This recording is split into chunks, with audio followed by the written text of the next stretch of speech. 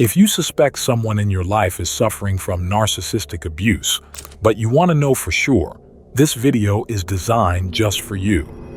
In the next few minutes, we'll talk about 7 things that survivors of narcissistic abuse don't need to feel ashamed of. 1. Sleeping for extended hours.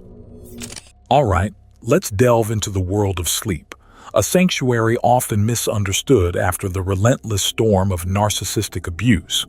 In the aftermath of enduring emotional upheaval, your body may seek solace in prolonged periods of slumber, sometimes exceeding a whopping 15 hours a day. This phenomenon, recognized as hypersomnia, isn't a mere desire for laziness. It's a profound need for restoration, a cry for respite, echoing from the core of your being. Understand that this isn't a sign of weakness or a lack of motivation. It's a critical stage in your recovery journey, where every cell in your body is desperately calling for a break. Imagine this scenario. As a survivor, you've been climbing the mountain of narcissistic abuse, a grueling journey without respite. Now, every inch of your being is signaling a deep exhaustion, and your body responds by embracing prolonged periods of rest. Society, often insensitive to the nuanced struggles of survivors, might raise eyebrows and question your apparent lethargy. However, it's crucial to recognize that your body, emotionally, psychologically, and physically drained, requires this extended downtime for healing. So grant yourself the permission to succumb to the embrace of sleep without harboring an ounce of guilt. 2. Neglecting basic hygiene. Now, let's shift our focus to the battleground of self-care, particularly the often overlooked realm of basic hygiene. Chronic fatigue, a common aftermath of narcissistic abuse, can turn even the simplest tasks into monumental challenges. Take, for instance, the seemingly straightforward act of brushing your teeth. Some days, it feels like lifting a 1,000-pound weight just to open your mouth. In these moments, it's crucial to understand that neglecting basic hygiene isn't a failure, but a reflection of the emotional toll that survivors bear. Consider this vivid scenario. Imagine a survivor, battle-worn and emotionally fatigued, standing in front of the mirror with a toothbrush in hand.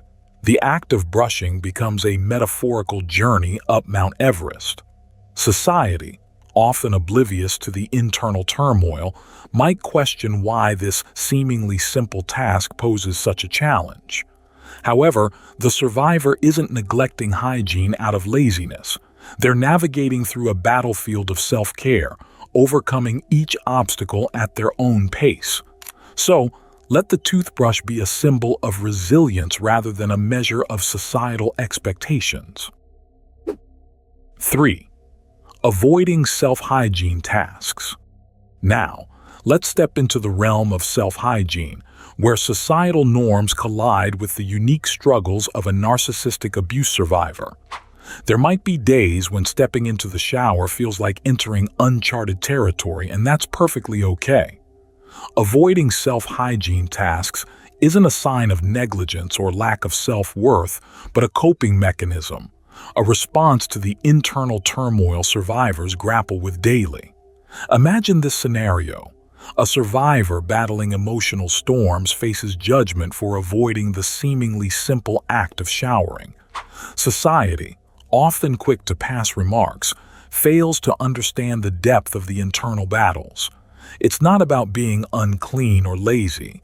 It's about dealing with an emotional roller coaster that outsiders can't comprehend. So, let those judgments slide off your shoulders.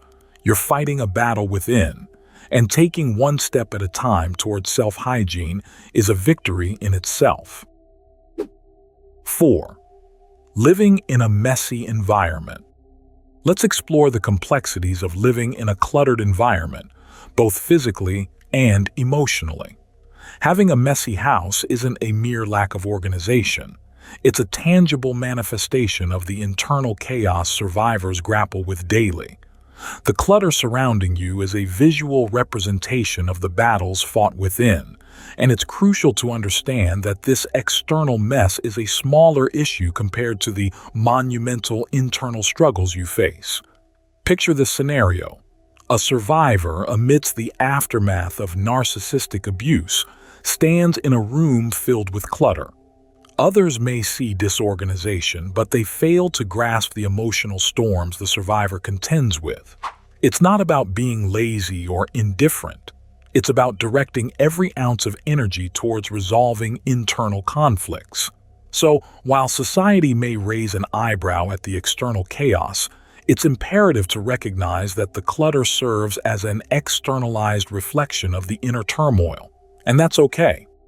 Surprisingly, only 10% of our viewers have subscribed, so please hit that subscribe button and give this video a quick like to support us in the YouTube algorithm. Thank you. Now let's continue, shall we? 5. Difficulty: changing clothes. Let's shift our attention to the challenge of changing clothes, a seemingly simple task that can become a daunting feat for a narcissistic abuse survivor.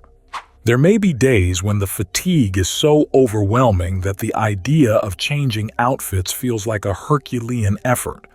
It's crucial to understand that not being able to switch clothes isn't about a lack of self-care or motivation. It's a manifestation of the profound exhaustion and emotional weight survivors carry. Consider this scenario. A survivor, worn out from battling internal demons, finds solace in the familiarity of a particular outfit. Society may raise questions about changing clothes, but they don't comprehend the comfort and security that this choice provides. The survivors aren't resisting change for the sake of it. They are navigating through a transition from complete immobilization to mobilization, a profound internal shift. So, let that chosen outfit be a source of comfort amidst the chaos, and grant yourself the understanding that every small step toward change is a victory. 6. Suffering from an illness with no clear medical explanation. Let's dive into the struggle of facing an illness or condition without a clear medical explanation, a battle that can be both frustrating and isolating for a narcissistic abuse survivor. Whether it's psychosomatic pain, unexplained seizures, or chronic conditions, the lack of concrete answers from the medical world can leave you feeling adrift. It's crucial to recognize that these conditions are not a reflection of personal failure or weakness, but are often intricately linked to the emotional and psychological aftermath of enduring narcissistic abuse. Consider this scenario. A survivor grappling with psychosomatic pain seeks answers from the medical community, only to face confusion and uncertainty. Society may question the legitimacy of these conditions, but the survivor knows the depth of the internal struggle. It's not about seeking sympathy.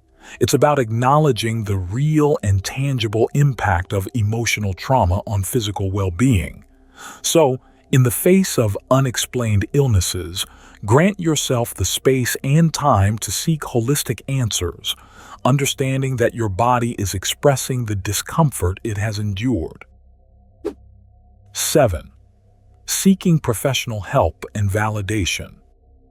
Now, let's address the importance of seeking professional help and validation, a vital aspect of the recovery journey for narcissistic abuse survivors. There may be moments when reaching out for support feels like an admission of weakness or failure, but it's quite the opposite. Seeking help is a courageous step towards reclaiming your well-being. Professional validation becomes a crucial anchor in dismantling the internalized beliefs and self-doubt cultivated during years of abuse. Imagine this scenario. A survivor hesitates to reach out to a therapist or counselor, fearing judgment or inadequacy. Society might stigmatize seeking professional help, but the survivor understands the necessity of external validation in the healing process. It's not about weakness.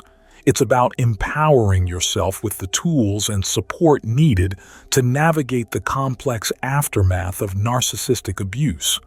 So, embrace the journey of seeking professional help and validation as an investment in your own healing, acknowledging that it's a sign of strength, not weakness. Every hurdle is an opportunity for learning. The extended hours of sleep aren't a sign of weakness, but a crucial phase in your body's recovery. Neglecting basic hygiene isn't a personal shortcoming, but a battlefield where every effort is a triumph. Living in a messy environment isn't a reflection of your character, but a visual representation of the monumental internal struggles you face. Difficulty changing clothes isn't a mere inconvenience, but a symbolic step in your shift from immobilization to mobilization.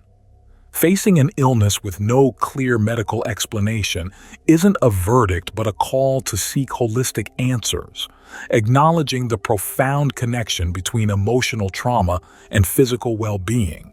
Seeking professional help and validation isn't a sign of weakness, but a courageous stride toward reclaiming your well-being.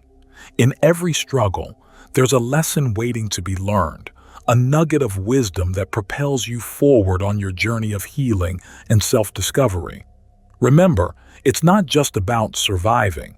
It's about learning, growing, and emerging stronger from every challenge. As you navigate the intricate path of recovery, may you find solace in the lessons and strength in the knowledge that, with each step, you're not just surviving, you're thriving. Let the learning continue, and may your path be illuminated with newfound insights and resilience.